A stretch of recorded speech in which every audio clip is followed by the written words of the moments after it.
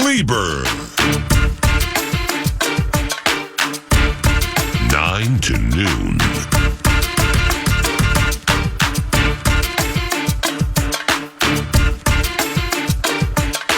Hardcore football. It's Ben Leber, a weekly piece, 9 to noon, right around 10 o'clock. It's 10:05. Good morning. At Nacho Leber via the social media machine.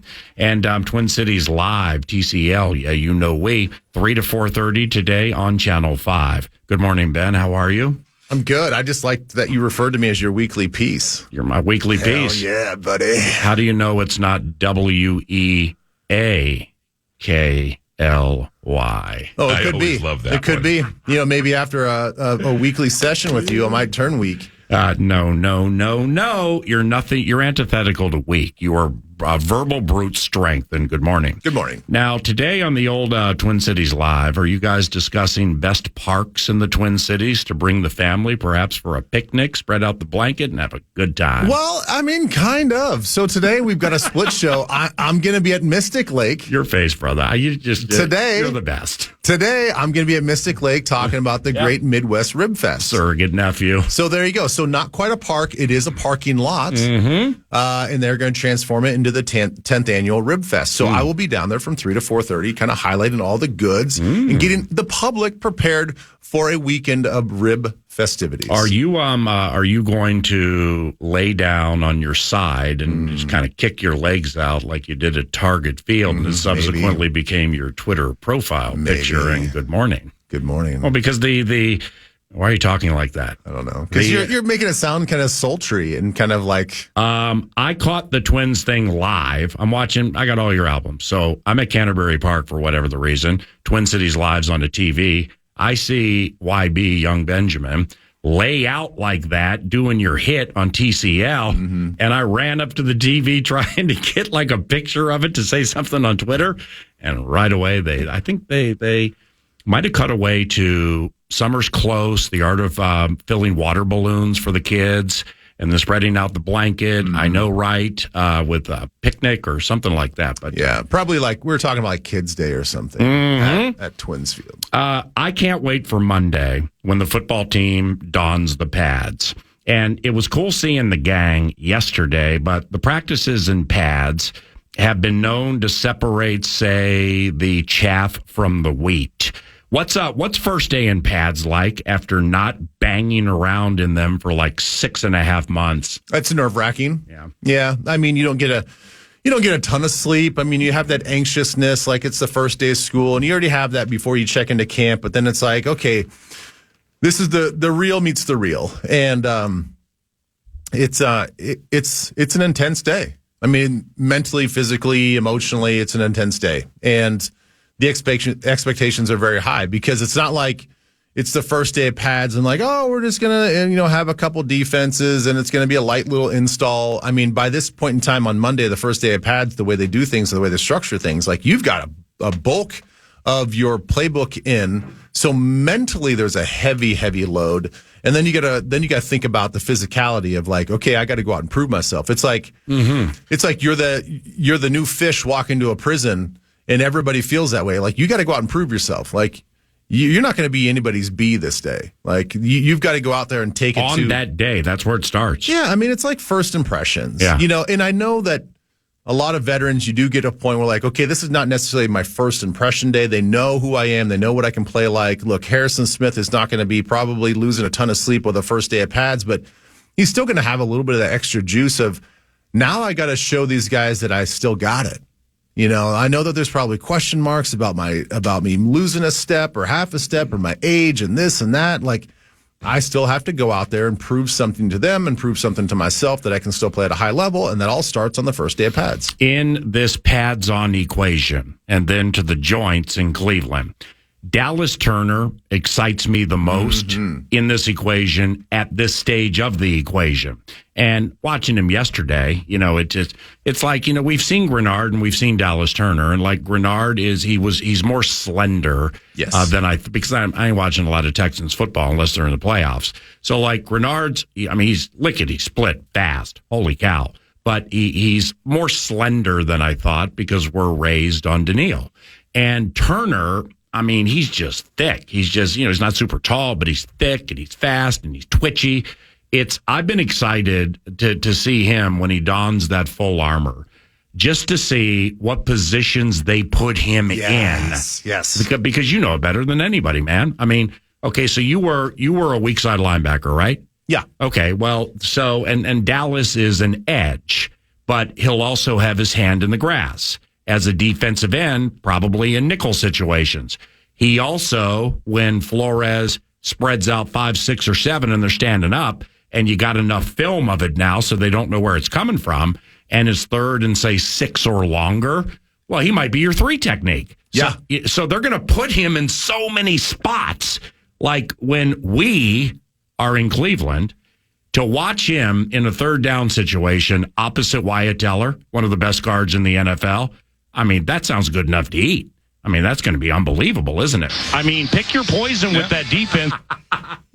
Yeah, the way you laid that out there, I'm 100% with you. I mean, he is one of the many people to watch. And the thing is, the fun thing about watching him for this training camp, it's not really a competition. It's not like, I know Van Ginkel is coming back from an injury and all this other stuff, but it's not like, well, it's one or the other.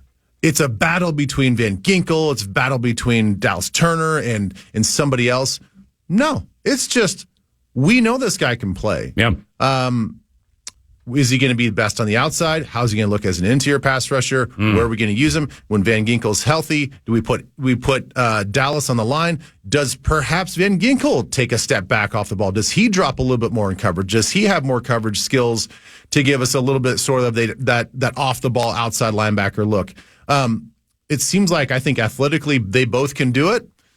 And now you just leave it up to the mad scientists and Brian Flores to figure it all out and say, like, okay, I've got these queens on the chessboard that can move in every direction. And they can move as many spaces as possible. Where am I going to put all these queens on this defense? And I certainly don't say that disparagingly. I just like disparagingly that is the most important piece on the chessboard. And if you've got versatile guys that can move in all directions and play multiple positions, dude, you've got the game licked. It's not.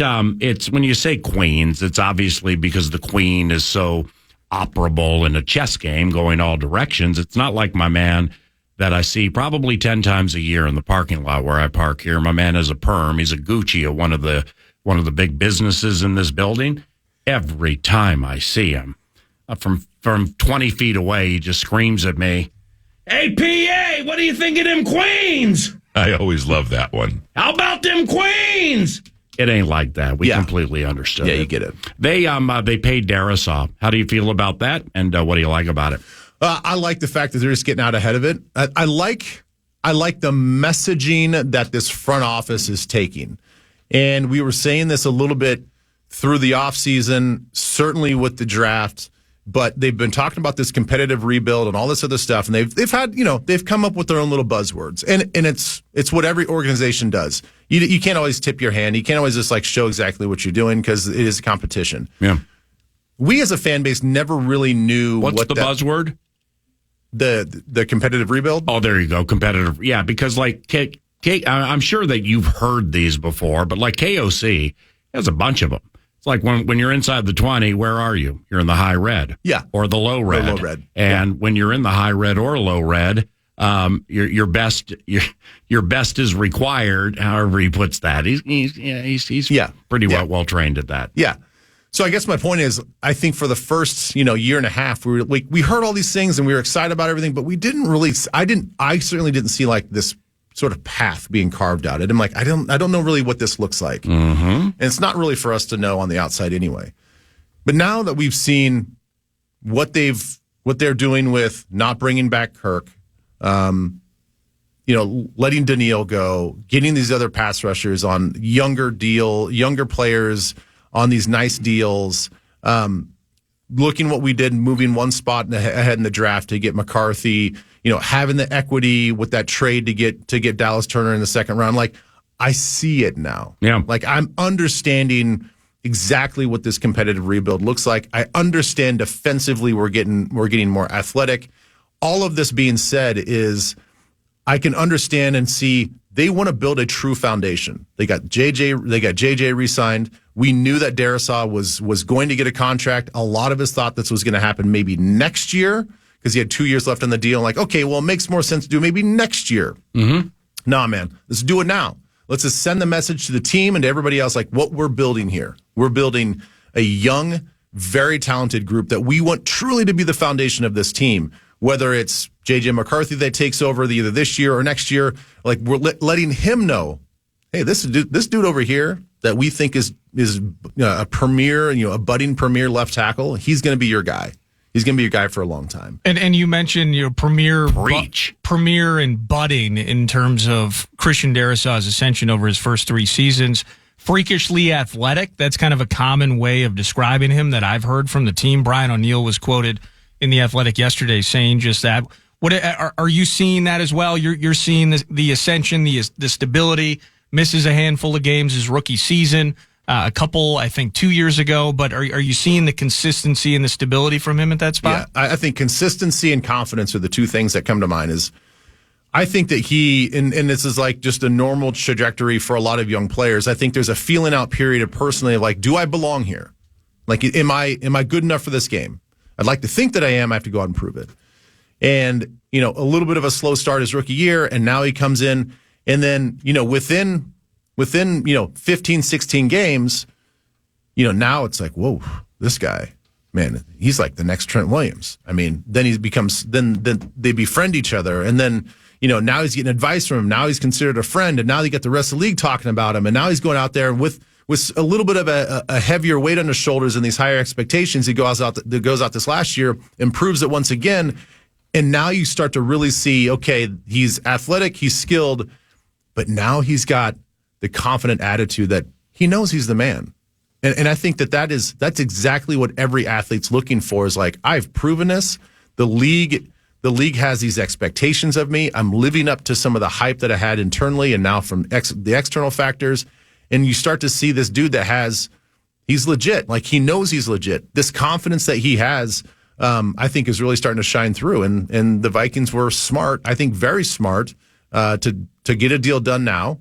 And not wait till next year when we all know that prices are just going to go up. I mean, maybe the percentage of the cap remains the same, but still, it's real dollars and it's hard numbers. And take care of the guy right now. I think it sends a positive message to the team and to the rest of the league that we're going to take care of the guys that we develop. And he's quite the talent. Football feast. You mentioned Trent Williams, the super accomplished Hall of Famer to be left tackle for the San Francisco 49ers. How about your Niners? Brandon Ayuk and now Trent Williams holding out, and they're both mad at their money. I mean, so that you know better than anybody, man. Shoot, you were here in 2010 with the ultimate distraction with Favre and Sturger, and that had a lot to do with ruining the season. Distractions absolutely are the ultimate equalizer, and these Niners favored to get to the Super Bowl from the National Football Conference. Well, now they have HOF left tackle and 2020 wide receiver crop guy, both mad at their money. What do you think of all that? Well, I think it's unfortunate because they are a team that we all know that is on the cusp of actually winning one of these Super Bowl these years. They work so hard to get there and prove they're one of the best teams, and they just can't win it. Their window of opportunity, I think, is closing. And yeah. Nordo and I hit on that hard yesterday. We agree with you. Yeah. They're expensive, man. It's going to get really hairy, especially with Trent Williams, where I think everybody knows that he's one of the premier guys. He's a Hall of Famer. But from a business standpoint, we don't really know what he's looking for.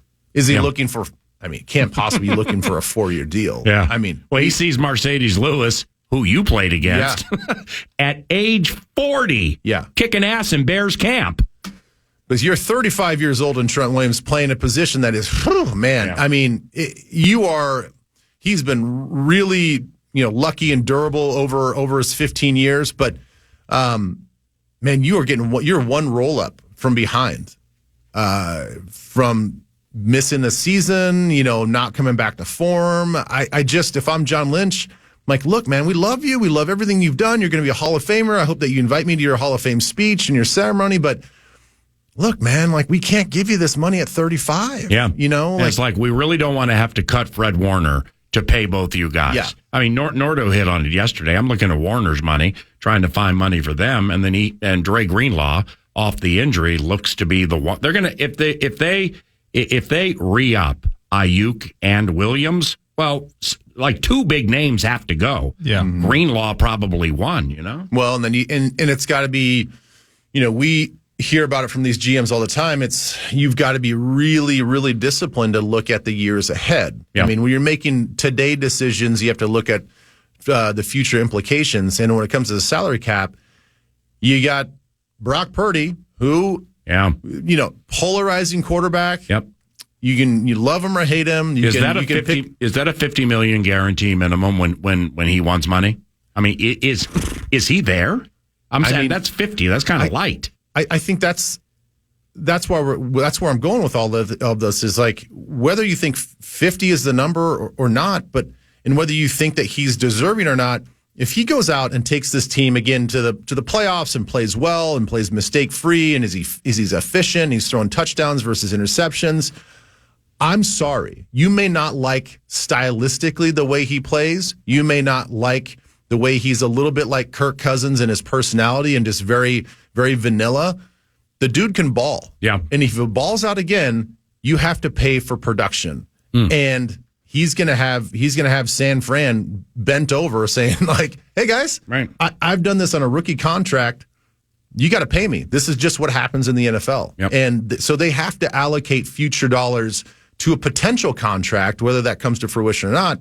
So that makes it really hard to make a deal for Ayuk, and it makes it hard for a 35-year-old Trent Williams. And with the Purdy timing, what is potentially compelling and or a conundrum for them is next level Shanny's pet quarterback, Kirk, he's, what's he going to be, 37, 38, 39, when it's time to pay Purdy. So you just can't call pet quarterback after a couple of years at Atlanta and say, come on over here and just make it happen. You know what I mean? Well, to that end, I'm having a hard time with this, and positionally, it seems like markets are set, and in some ways, almost regardless of potential future production, it's my turn to get paid, so I get paid, and we've seen that with wide receivers and the blow up of those dollars over the last year and a half. But I look at Purdy in San Francisco, I look at Tua in Miami, and I look at Jordan Love in Green Bay, where each of those you could equally argue that I can't give them $250 million. Whether it's Purdy, you're analyzing the system of Shanahan. With Tua, it's the concussions, and I would actually say the system of Mike McDaniel. Like I think McDaniel could have a lot of the same success with those weapons if he had a Brock Purdy throwing the ball just like Tua. And then Jordan Love with the run game and doing things exactly the way LaFleur wants it. Do you see it that way, or is it just simply it's a market, so Tua's next, he's got to get $250 million? I think that's really difficult for each of those three spots to really put ink to pad to paper to make that happen for those guys. Well, I think that you hit on an interesting point, because the NFL every year, and we talk about it, even we look at legacy quarterbacks. A lot of quarterbacks are system guys. Look, Joe Montana would not have been probably successful if he was in a different offensive system. Right. Same with Steve Young. Yep. And it's only coincidental that we're talking about Brock Purdy and what they're doing with Shanahan. A lot of successful quarterbacks are reliant on a system that just happens to fit their strengths. Agreed. And that's no slight on them. It's just like timing is kind of everything. And you figure out, and that's why the draft is so important, is like, what do we know about our offense? And then who's the player that is best fit in an offense? And that's regardless of quarterback, that's every position. So if you're looking at Tua, and if you're the ownership, you have to be thinking, this is a package deal. So we understand that Tua works in McDaniel's system. So, or does he? Well, I think he does. Yeah, I can't figure out Tua. I like him, but I thought I'd love him by this stage of the equation. Maybe I just need to pay more attention to his game. Okay, we'll stick. I'd agree. He works best in McDaniel's system. Yeah. Okay, well, let's stick with Purdy and Shanahan. Right. I think Shanahan's very confident that, hey, I can probably go out there and scout another guy like Brock Purdy to be successful. Yeah. Like that's John Skelton. sure. Yeah. Yeah. John David Booty or something like Yeah, that. no doubt. Or McLeod, Baltazar, Bethel Thompson. Sure, yeah. But anyway. But then again, that's a gamble. Yep. And then you have to think about your window of opportunity. If you feel like your window of opportunity is closed and then we need to start fresh, well, then maybe you don't pay Brock Purdy a ton of money. But if you feel like, hey, look, he's going to keep our window of opportunity open a little bit because I have faith in the way that he can run my system, it's sort of a package deal. And if John Lynch and the ownership feel like, yeah, you know what, there's just something missing with Shanahan, and it's like we keep getting to this point and we just can't get it. He doesn't have that next step or the next lever to pull. And if they just completely collapse that, well, then Purdy probably goes with them. Wow. So I don't know. I don't know how John Lynch and the ownership feel about the package deal because they very much are a package deal. Do you like Bo Nix at all? Yeah. Okay. Well, here's what triggered the thought. Well, way you laid it out, like say this doesn't work and that doesn't work, and we went all in on McCaffrey, and then we paid Ayuk. Ayuk is on fire. We got Debo, all that, and it doesn't work. And then like next level, Shanny's out, and Purdy goes with him. Do you know how excited they would be in Denver if the anti-Vikes out? They just want him out. He's just too power hungry and arrogant and stuff like that. And next level Shanny rolls into a Denver squad with Bo Nix and like 32, 35 games under his belt. Wow. Dude, I like that possibility. And it's a Shanny in Denver. Oh, that would be nice. It's unbelievable. Oh, they'd love that. Have you been thinking about this a while? Not until you tried to get him fired. It's the palate cleanser. Yeah. All right, let's pause. All right. This has been Leber. Now, yesterday, Nordo dropped a clip from Ivan Pace Jr. And an interview and something he said about the green dot, which means orchestrating and calling the defense on the field. It was very compelling to me, and I'm excited to extend the conversation with somebody who knows about linebacker play and green dots and nickels and dimes and stuff like that. Ben Leber at Nacho Leber, Twin Cities Live, 3 to 4:30 today on Channel 5 from Mystic Lake Casino Hotel. And here's Nordo with that cash. Yeah, the fan and BigDeck.com want to give you a chance to put $1,000 in your hand with the National Cash Contest. Go to KFAN.com and enter the keyword credit. You might win $1,000 if you do the keyword credit at KFAN.com.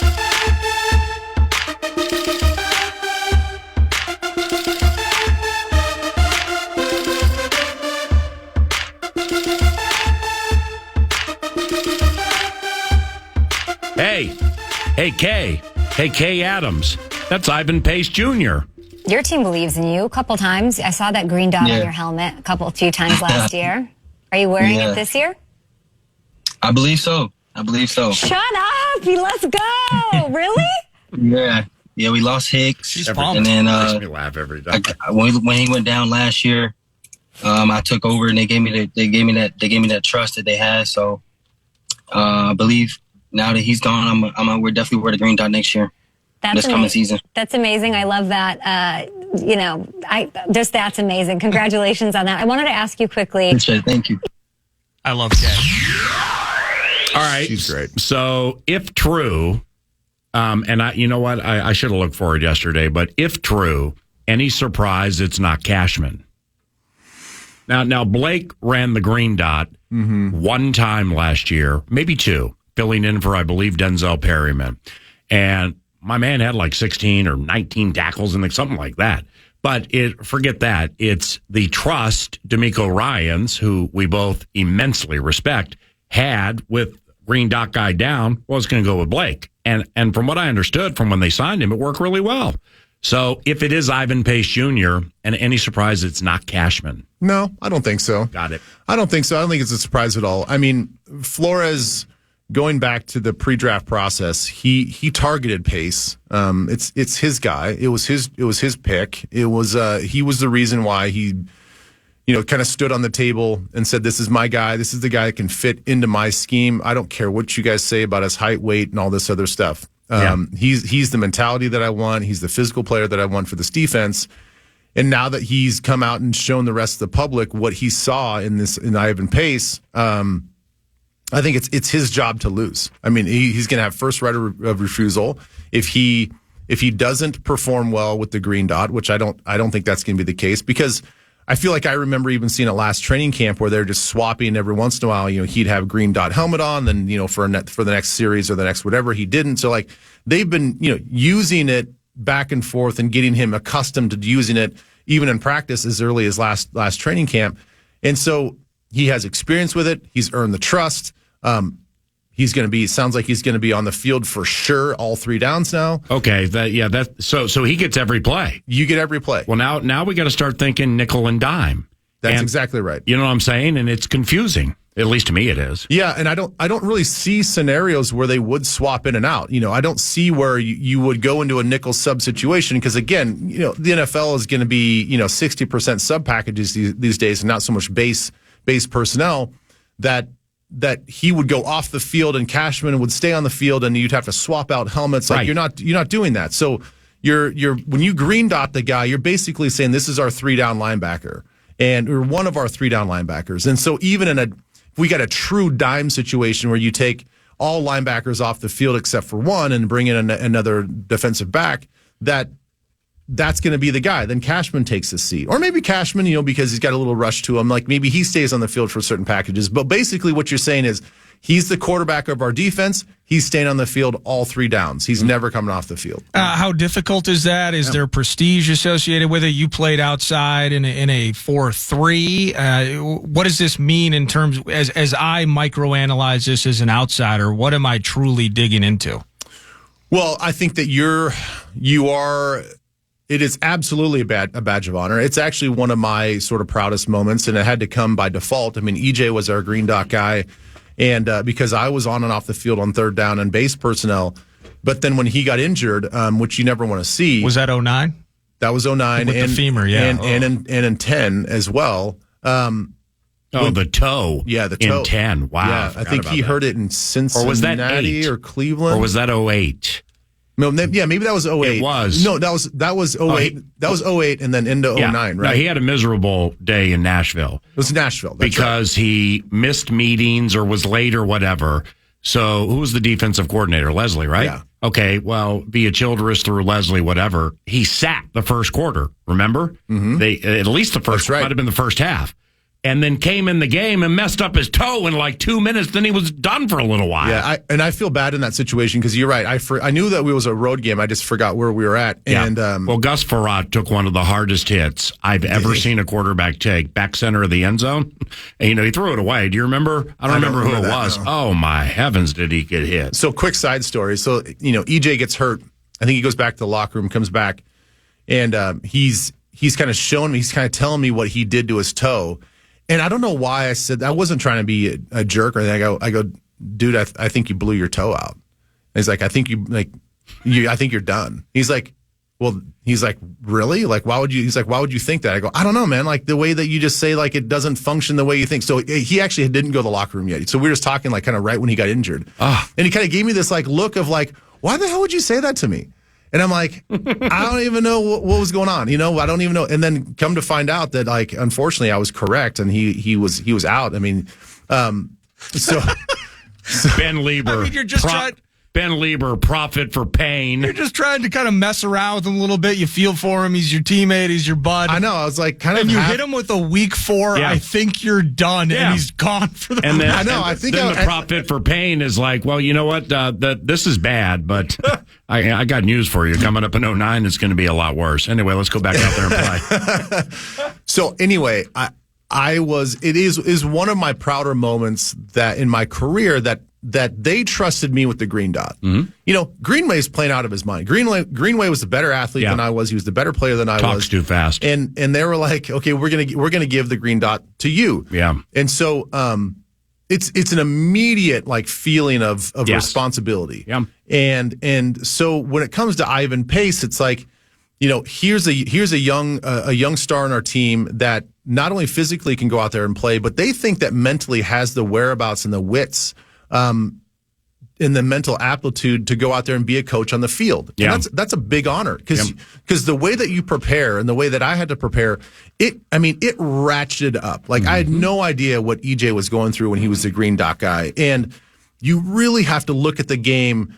much more intensely when you're breaking down film. It really helped me become a better player because I could now be a little bit more forward thinking. I could be a little bit more thinking about, what could they possibly do? And it helped me sort of gain a slight advantage, whether it's a quarter of a step quicker to where I needed to go, because I had to think like a coach. I had to get the play call in the helmet, not only give that information out, but I immediately went into every check and adjustment that we had to make. Not just my position to make, because I had to make calls to others. I had to make calls to Jared and some guys on the defensive line on my side of the field. Yep. But now I'm starting to make calls to the DBs, to like the safeties. Madu Williams. Yeah, exactly. And you have to think about it before it happens. Yeah. So, you break the huddle, and now Ivan Pace has got to really know offensive identification. He's got to go names and numbers, what their positions are, where they can line up, down and distance. What the play call is on defense as well, and how that affects how they line up. And so, from the second that they break the huddle to when they get lined up, he's got to know, okay, this is a tight split by this guy. If he goes into motion, this is what we're calling. If this tight end hop motions and steps back and changes the formation, now we got to make a strength call. Now this strong side blitz goes from the tight end side. Now we got to check the strong side blitz to the other side. Oh, but wait, in the meetings, are we actually going to keep it on, or are we going to actually rotate it over to the other side? And you have to make that adjustment and that call on the field, and then tell that safety, no, this safety is coming down to run the blitz. You're back in coverage with it, whatever. So that's the type of weight that Green Dot carries, and I'm happy for him, man, because it's a huge honor. That explanation. Can you repeat the part of this stuff where you said all about the things? Greenway's in South Dakota, so he won't be joining us tomorrow, so you don't have to record whatever potential answer we're going to get. All right, 3-2. So when the green dot came open, how come you got it and Chad didn't? I mean, admittedly, because Chad and I talked about that. Oh, okay. Admittedly, he's like, I don't want it. Oh. He's like my game. Really? He goes, my game. I'm best when I can play free. Yeah. Like he didn't want to be bogged down by some of the X's and O's, and that's not to say that he couldn't. He was extremely smart. I mean, the reason why he could make so many plays is because he knew what to do and how to do it, and knew what the offense was trying to do to him. But he's like, look, he wanted to be more Tasmanian devil on the field, and I want to free flow, I want to go. But then when Zimmer came in, he actually he was green dotted a little bit. We had some deeper conversations about what all that entails. And I told him, I go, look, I know it's going to be an adjustment. I know it's going to be you may feel like mentally you're a step slower in practice and stuff, but I promise you're going to enjoy being the green dot guy. It's going to make you a better player. And he admitted after a couple of weeks, he's like, I really enjoy, having this responsibility. So it had nothing to do with that being about the time that he got his new teeth, and he was still trying to get his tongue to mesh with his new teeth. And there was concern that he wouldn't spit the play out the right way. I always love that one. I don't think so. I wonder if he was wearing the green dot in the Scott Chandler play. I wonder if he had nitrous oxide when he was getting the new teeth. I wonder if he always was love that wearing the green dot on the Eric Swoop play. Or the Brandon LaFell play when he had his ribs broken. All right, you're the best. See ya. Love you guys. Bye-bye. Love you too. Ben Leber, News Du Nord is next.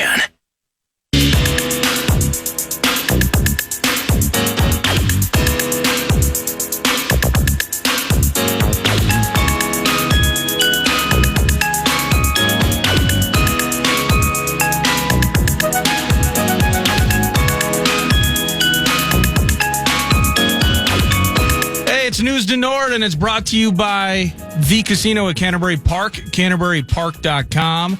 Live racing, part of a 4-day week, as a matter of fact. Racing tonight, racing Saturday, racing Sunday. The place to go for all post times and fun while you're feeling the felt. When's the next time you're going to feel the felt or have sips of chips? We're almost out of the colicky terrorism, but still, Hannah's still very young. Yeah, very little. And you got 3 in the stable. So, I mean, I understand and respect all of that, and you're an elite dad. Sure. How badly do you want to feel the felt? Are you kidding me? have some sips, head chips, especially when my son's the bartender. The only reason frankly, the only reason You're the best that I say having sips at Chips is because that tells you that when I do the necessary Canterbury read, longtime sponsor, News to Nord, Sports Essentials and Beyond. Yeah. I immediately think about that being where I want to go. Yeah. And knowing that on Wednesdays, if the show ends at 11:54, and I do the podcasting and duties, exchange pleasantries with the program director, and then I hightail it out of here, that I could have a sip with Chip and or Chips and tip Derek Allen quite well. And you can't, hey, look who just skipped in here. It's young Alec for the 11. Sweet. We're back. We're back. Yeah, we're back. All right, 3-2. Yes, you know this better than anybody, even though you haven't really been to handling school with it. I'm sure you've experienced it.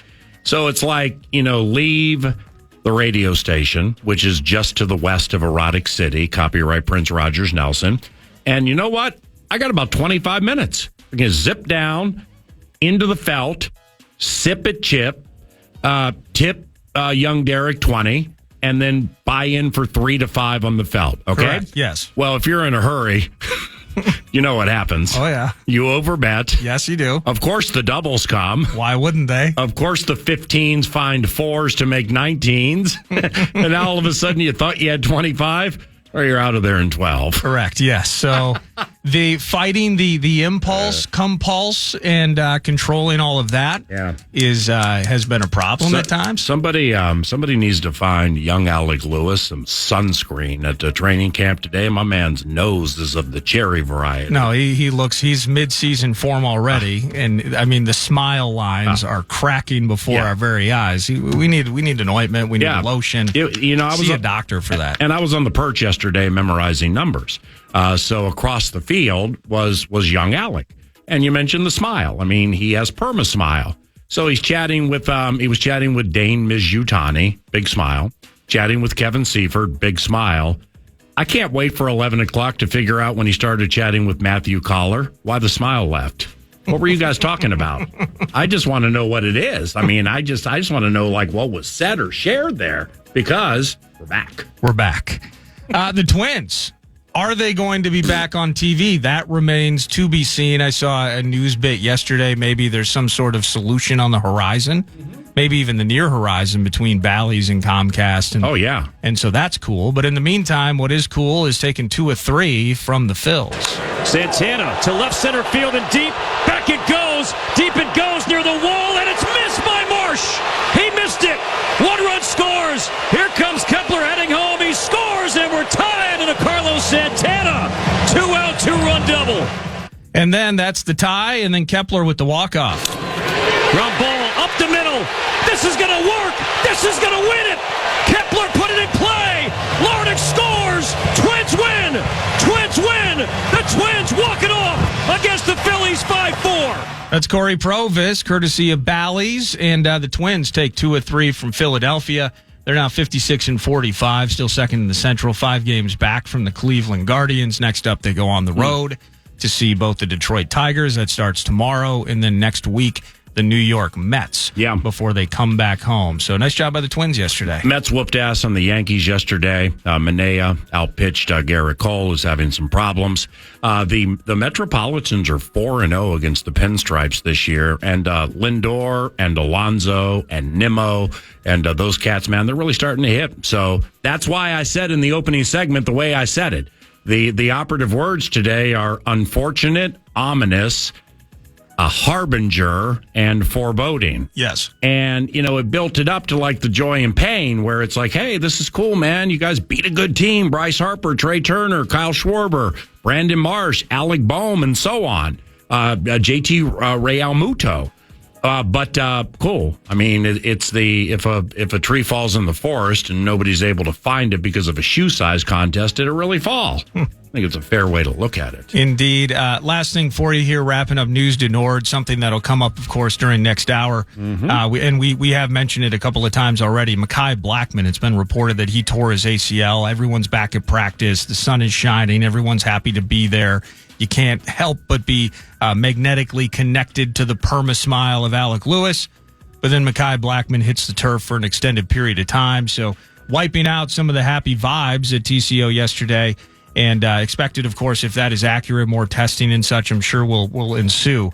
But he'd be done for the season. That creates a significant depth issue. We already know Kyrie Jackson losing his life a few weeks ago. So just focusing not on the tragedy, but on the pure football side of it. Right. A second year is lost for Mekhi.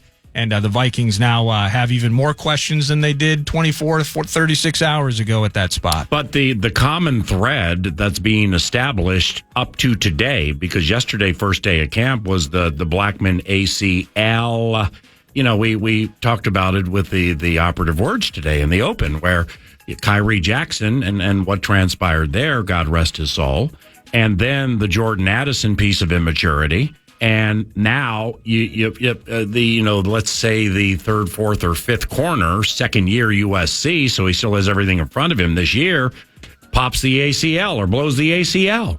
I mean, it's hopefully it's not a harbinger of what type of 2024 is going to transpire for the Minnesota Vikings. But outside of death, obviously, if stuff like this is going to be of the common thread variety, you either want it to stop, yes, or you want it to just keep going. Because I mean, it's like if it's just going to keep going, let's just get the number one pick. I mean, when like how many pro sports teams here have had the number one pick? I mean, this is something maybe into which we can. Other than the Wolves? Yeah, Anthony Edwards. Twins had first overall for Maurer. Oh, wow. Thank you. Okay. Vikings first. I don't think they've had first. I mean, they got high with Khalil. Yeah. And they dropped back. Mm-hmm. The Trent Richardson gold jacket bit. I wouldn't mind getting high with Khalil. But for the Wild. Have a pizza afterwards? Right. Or during. At zoology? Biology. Yeah, biology. There was zoology skipping into my radio show because we're back. It's just, you can't deny it. And I'm not like, What kind of pizza would a zoologist, what would they like? Probably zebra. Zebra meat. That's exotic. Maybe with shavings from the antlers of a giraffe. Okay. Create some crunch. Yep. Yeah. And some used tusk from your favorite fat elephant. Jeez. My, oh my, show am good. A poacher's dream. 10:57, good morning. YA is next.